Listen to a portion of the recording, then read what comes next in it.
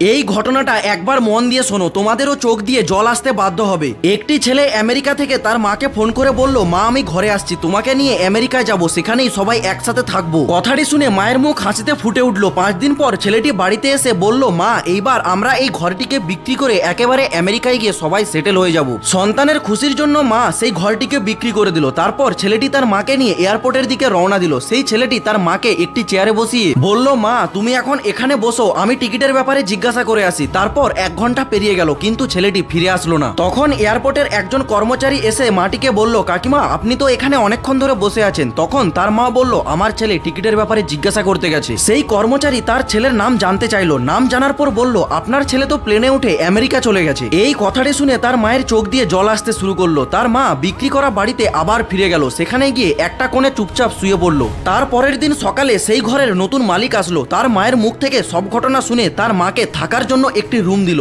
একদিন সেই মালিকটি তার মাকে বলল, আপনার তো অনেক বয়স হয়ে গেছে, আপনি কোনো আপনার আত্মীয়র বাড়িতে চলে যান। কিন্তু তখন তার মা বলল, হয়তো আমার ছেলে আমাকে মনে করে আবার ফিরে আসতে পারে, তখন তার খেয়াল তো রাখতে হবে। এটা থেকেই আমরা বুঝতে পারলাম, সন্তানরা যা কিছু করুক না কেন, মা সবসময় তার সন্তানদের কথা আগে ভাবে। আর হ্যাঁ বন্ধুরা, সেলিব্রিটিদেরকে তো সবাই লাইক করে। আজকে দেখা যাক মায়ের জন্য এই ভিডিওতে কজন লাইক করে।